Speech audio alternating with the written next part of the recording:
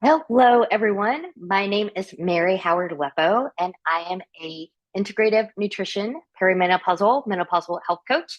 And I also help other people with other things as time and space permits.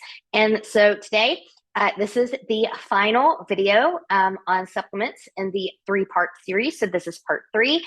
And today I'm going to talk about supplements that are good for overall health, not necessarily perimenopause, menopause related. And these are things that both men and women can do.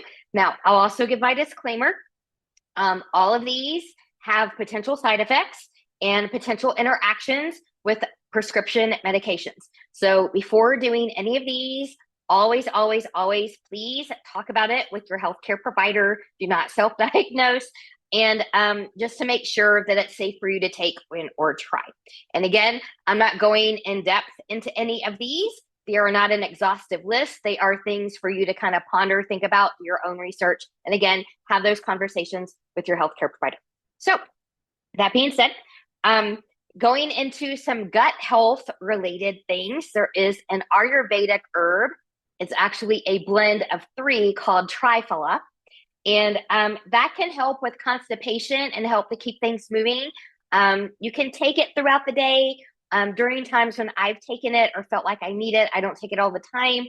I take it at bedtime, and then we know what happens in the morning. So that is one potentially that you could take. Of course, you've got your plethora of vitamins out there, just making sure that you get enough B vitamins.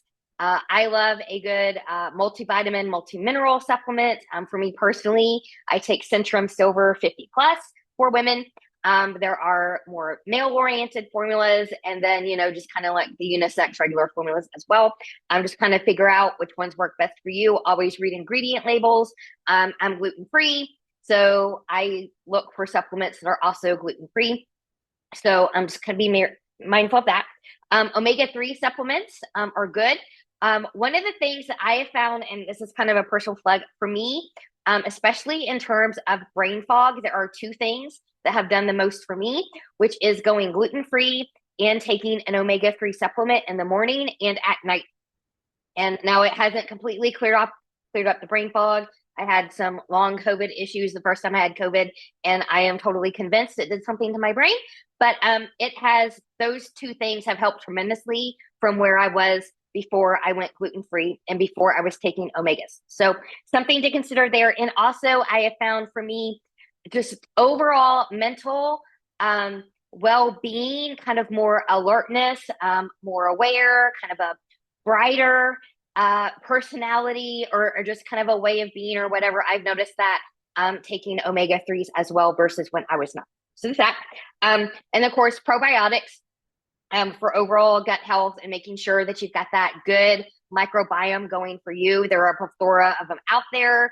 If you are someone who wants to know exactly what you need, that's going to require a poop sample sending in somewhere and then finding out what you're lacking from that. Otherwise, that's usually going to be trial and error. Most people do not need prescription grade, but sometimes there are prescription grade probiotics out there. Be aware, just because it's really expensive doesn't always mean it's better. I recently am trying Bioma. Sometimes I'll do that, take one for the team versus the one that I was taking. And honestly, I don't think Bioma is doing anything better for me than the one I was taking at half the price. So I will not be rebuying Bioma when that is out. So just things to be aware of. And St. John's wort is something that you can take if you're having minor depression, minor anxiety symptoms. Both men and women can take that. Sometimes that's supportive. Just as a reminder too, serotonin and a lot of the neurotransmitters are actually, you have more of those in the gut than you do in the brain. So cleaning up your diet, cleaning up that gut health will also go a long way for your mental health. So just a little quick tip there. Rhodiola is one that you can take for cortisol. So if you've got a lot of stress, your cortisol levels are going to be high, to try to bring those down a little bit in addition to stress management techniques. Rhodiola sometimes can be a good support. And then by extension, so can ashwagandha. I've already talked about my opinion on ashwagandha and what it did or didn't do for me. But I know people that swear by it and it really works for them. So that could be something that you could try. There are also blends, herbal supplement blends for adrenal support to help with cortisol. Again, always make sure that you're reading the labels. Make sure you're not allergic to something in there. Adrenal support blends will typically be blends with medicinal mushrooms in there. So like the reishi, the lion's mane, those kinds of things. So make sure you're not allergic to mushrooms. There's also some thyroid support blends that are out there as well. If you are having like a sluggish thyroid, but maybe not to the point where you need medication for a hypo or hyperactive thyroid. So something like there maybe to look into. I'm going back into brain clarity, ginkgo biloba. Some people really like that one for that. Ginseng is another one, not just for mental clarity, but also for energy. I think in part one, I gave an example where my grandmother was taking it for energy, which it did give her, but then it threw her blood pressure out of whack. So again, really important that you're paying attention to medications that you're already taking and having that conversation with your doctor, making sure it's a good thing. Some people like CBD oil.